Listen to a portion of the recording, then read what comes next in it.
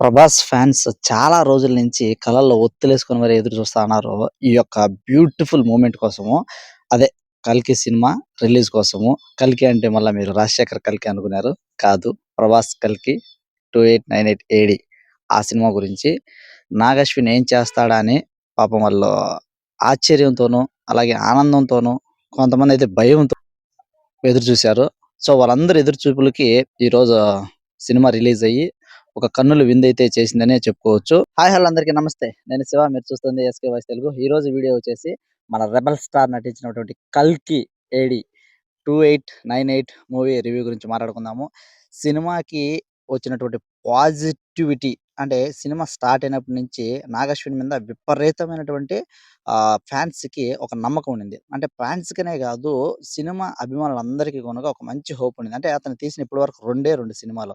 అయినప్పటికీ అతని ఇమాజినేషన్ అనేది చాలా పవర్‌ఫుల్‌గా ఉంటది. చాలా యూనిక్‌గా ఉంటది. తనది ఎంచుకున్న స్టోరీ లైన్ గూడా చాలా, చాలా అంటే చాలా యూనిక్‌గా ఉంటది.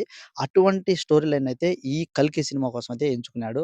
అదేంటంటే ఇప్పుడు మనం నడుస్తున్నటువంటి కలియుగం. అలాగే ఇంతకుముందు అయిపోయినటువంటి యుగం ఏదైతే ఉన్నదో దాని గురించి. అంటే ఇప్పుడు మహాభారతం ఎప్పుడైతే జరిగిందో, మహాభారతం తెలియకుండా 'కల్కి' సినిమాకి పోయినారంటే మటుకు ఖచ్చితంగా అది అర్థం కాదనే చెప్పాలి. చూద్దాం మనము ఆ సినిమాకు సంబంధించినటువంటి పాజిటివ్స్ ఏంటి? అలాగే నెగెటివ్స్ ఏంటి? So, first of all positivity cinema గురించి అనుకున్నట్టుగంటే నాగార్జున అనే చెప్పాలి. నాగార్జున ఈ సినిమాని టేక్ ఓవర్ చేసిన విధానం ఏదైతే ఉన్నదో హై లెవెల్ గ్రాఫికల్ వండర్ అనమాట. ఇట్లాంటి సినిమాలు ఎక్కువగా మనము హాలీవుడ్‌లోనే చూస్తా ఉంటాము. తెలుగులో చాలా అంటే చాలా తక్కువ. అదే రీసెంట్‌గా వచ్చినటువంటి మన 'హనుమాన్' కొంచెం బెటర్‌గా ఉంటది గ్రాఫిక్స్‌లో. సో, అది అంటే ఇప్పుడు వరకు మళ్ళా 'బాహుబలి' కూడా గ్రాఫిక్స్ ఉంటాయి. కానీ ఇవన్నీ గనుక మనకెలా ఉంటదంటే రూ. 100కి రూపాయిలాగా ఉంటదనమాట. ఎంత జస్ట్ వాళ్ళు ఒక రూపాయి వాడుకున్నారు.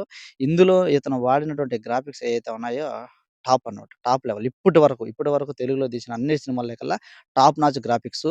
సో, అది హ్యూమన్స్‌గానే ఉంటది. అలాగే 3డీ అనో లేకుంటే ఇంకేదో అంటే మనుషులు మటుకు మామూలుగానే ఉంటారు. మళ్ళా మరి 'ఆదిపురుషు'లాగా ఏదైతే ఊహించుకోకండి.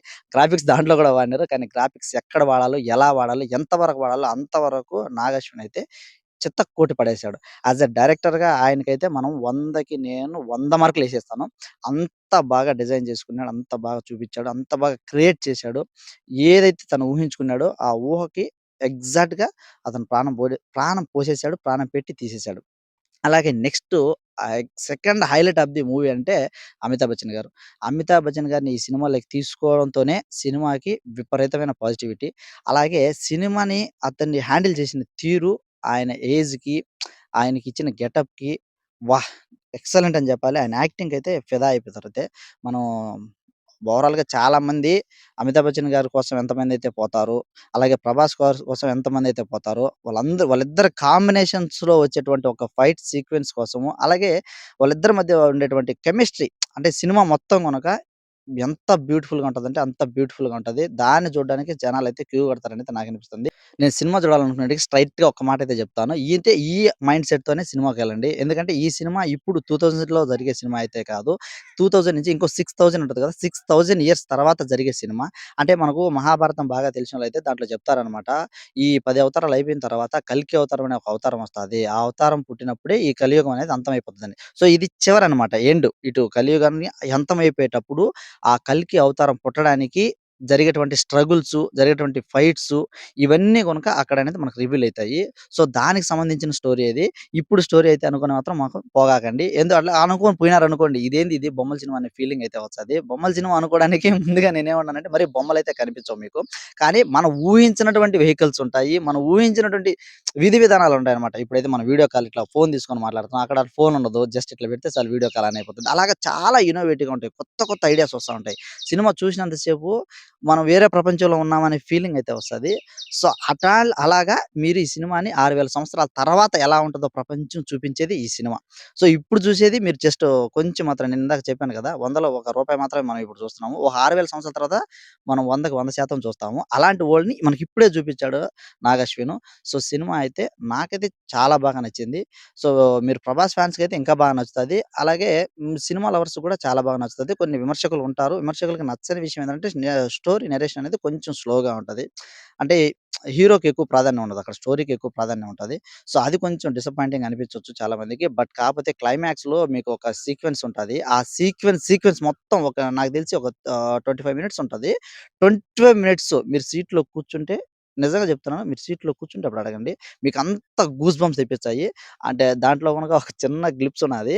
ఆ గ్లిప్స్ మటుకు మీకు కొంచెం డిసప్పాయింటింగ్ అనిపించొచ్చు. ఆ క్యారెక్టర్‌ని మీరు ఆయన స్థానంలో ఊహించుకోవడానికి మీకు కొంచెం ఇబ్బందిగా అనిపించొచ్చు. ఎందుకంటే నేను థియేటర్‌లో చూసినప్పుడు చాలా మంది హేట్ రేట్ నాకు కనిపించింది. ఎందుకంటే అర్జునుడు కనిపిస్తాడు. ఆ అర్జునుడు క్యారెక్టర్‌లో ఒక వ్యక్తిని చూస్తారు మీరు. ఆ వ్యక్తిని చూసినప్పుడు చాలా మంది డిసప్పాయింటెడ్. థియేటర్ మొత్తం గనక చీకొట్టడం నేను చూసాను. అంత హేట్ రేట్ ఎందుకున్నదో నాకైతే తెలీదు. బట్ ఆ అర్జునుడి తర్వాత ఒక క్యారెక్టర్ రివీల్ అయితది. ఆ క్యారెక్టర్‌ని చూసినప్పుడు చూడాలి మీరు వీళ్ళలో కేకలు. బ్లాస్ట్ అయిపోతది. మామూలు థియేటర్‌లో అయితే బ్లాస్ట్ అయిపోతాయి. ఎందుకంటే 'మహాభారత్' అన్నటువంటి అంత స్పెషాలిటీ అది.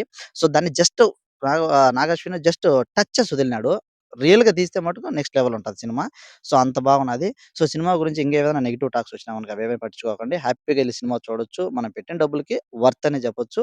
వర్తే వర్మ వర్తే. సినిమా మటుకు చాలా బాగున్నది. నాకు నచ్చింది. ఇది ఈ సినిమాకి సంబంధించిన నా రివ్యూ. కానీ మనకు క్లైమాక్స్‌లో ఇంకొక ట్విస్ట్ ఉన్నది. ఈ 'కల్కి' యూనివర్స్ అనేది స్టార్ట్ అవుతదనమాట. ఇది జస్ట్ ఫస్ట్ పార్ట్ మాత్రమేను. ఇంగా చాలా పార్ట్స్ వస్తాయని చెప్పేసి మనకు ఒక హింట్ అయితే ఇచ్చినాడు. దానికి రీజన్ ఏందిరా అంటే 'కల్కి' అవతారం పుట్టలేదు సినిమాలో. ఇంక నెక్స్ట్ పార్ట్‌లో ఏమైనా పుడతదో తెలీదు. సో, ఇప్పుడు వరకు ఎవరైతే ఆమె ఆయనకి ఆ అవతారానికి ఎవరైతే అంటే మనకు దర్శన రూపం ఇవ్వడానికి ఒక తల్లి కావాలి గదా! ఆ తల్లి ఎవరైతే ఉన్నారో ఆమెను కాపాడడం వరకే ఈ సినిమా. ఆ తర్వాత వాళ్ళు పుట్టిన తర్వాత ఏమైతదనేది నెక్స్ట్ పార్ట్‌లో చూడాలి. సో, మనం నెక్స్ట్ పార్ట్ కోసం అయితే ఎదురు చూద్దాము. ఈ సినిమానైతే హ్యాపీగా ఎంజాయ్ చేసి రండి. Thank you so much.